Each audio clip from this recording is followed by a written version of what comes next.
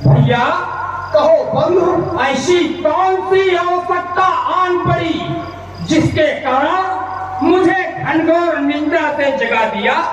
अनुज भ्राता कुंभकर्ण, ऐसी ही कुछ आवश्यकता आन पड़ी जिससे नींद से जगाने के लिए तुम्हारा ये ज्येष्ठ भ्राता विवश हो गया।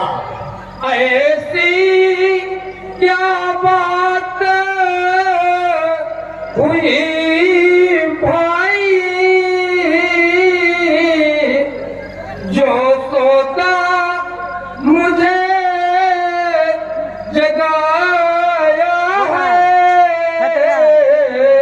और क्या कारण आज मुझे दिखे तो मुखमंडल क्यों तुम्हें लाया है? तो भैया कहो बंधु, तो कारण कहो उदासी का मुरझाया हुआ सा रात तक है, और कुछ कष्ट करो बतलाने का, क्या दुख हृदय पर छाया है? दुख का कारण है अनुज बंधु। भैया श्रवण करो। हाँ भैया बताएं। हे भाई तुम्हारे सोने से, हे भाई तुम्हारे सोने से लंका की चांदी होती है, और जिसको रानी की पदवी थी देखो अब बांदी होती है। तो ऐसा भी सोना क्या सोना, जीवन सब जाए घाटों पर, और कट जाए बहन के नाक कान, तुम पड़े रहो खर्राटों पर। क्या कहा भैया? मेरे सोने से मेरी बहन शिवानगरा की नाक कट गई? हाँ बंधु, ऐसा कौन इस वसुंधरा के मध्य है जिसने राक्षस जाति पर कुदरत टकाने का दुस्साहस कर दिया? भैया मुझे जानना चाहता हूँ। देखिए, रामो सिंह और अयोध्या के चक्रवर्ती नृपाल दशरथ के पुत्र राम और लक्ष्मण पंचवटी के मध्य आए हुए थे। खरदूषण तीसरा और बहन शूर्पणखा का वो क्षेत्र था, क्योंकि ये तीनों वहां के सेनापति थे। उनके साथ एक सुंदर नारी थी। नारी से मिलने के लिए भगनी शूर्पणखा उस नारी के पास पहुंची। इतने में अनुज लक्ष्मण के द्वारा भगनी शूर्पणखा के नासिका और कान काट दिए गए। भैया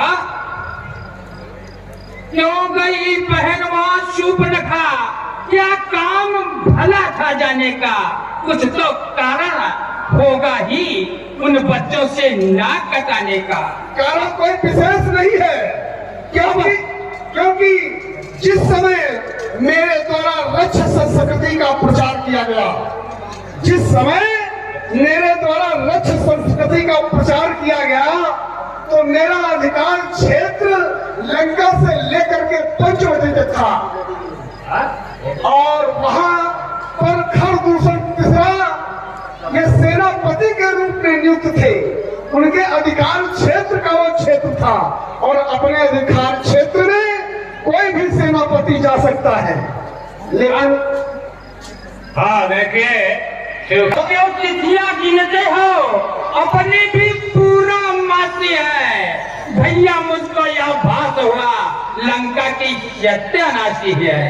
तुम जिनसे पैर बहाए हो नर नहीं कौन नारायण है।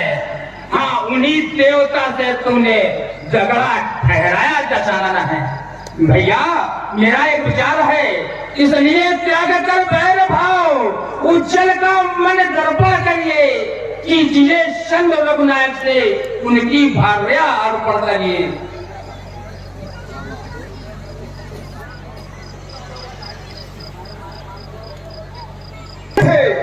इतिहास पीछे नहीं मुड़ जाएगा।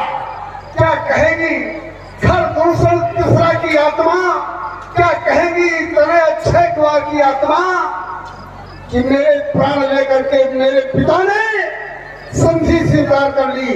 अगर संधि स्वीकार करनी थी तो प्रथम में ही संधि स्वीकार हो जाती। तुम युद्ध नहीं करना चाहते हो, न करो युद्ध। युद्ध तुम्हारे इन विशाल कंधों में मैं थोप नहीं रहा हूं। युद्ध करेगा तो नरक नहीं जाएगा। युद्ध करेगा तो तुम्हें किसी ऐसे स्थान पर नहीं रखा जाएगा जहां से तुम्हें कष्ट भोगना पड़े। जैसे एक मां सती अपने सतीत्व के बल पर अपने शरीर को तपा तपा करके जिस परमो गति को प्राप्त होती, एक योद्धा युद्ध करते करते, एक योगी अपनी योग साधनाओं के माध्यम से अपने शरीर को तपा तपा करके जिस परमो गति को प्राप्त होता, एक योद्धा जब युद्ध करते करते वीर गति को प्राप्त होता तो उसको वही परमो गति प्राप्त होती जो एक मां सती को प्राप्त होती, जो एक योगी को प्राप्त होती। अब तुम करो विचार, तुम्हें कौन सा विकल्प अच्छा लगता है, युद्ध स्थल या राजमहल? नहीं भैया नहीं, मुझे युद्ध स्थल चाहिए। भाई तुमसे ऐसी ही आशा थी। हाँ देखिए, शिशुपाल को सर काट कर रामाचल से अपने पैरों से लुढ़काता हुआ तुम्हारे चरणों में रख दूंगा, परंतु मगर मैं वीर गति को प्राप्त हो गया तो उनकी भावना अवश्य वापस कर देना। भैया वीर सदैव विजय की बात करते हैं, पराजय की नहीं।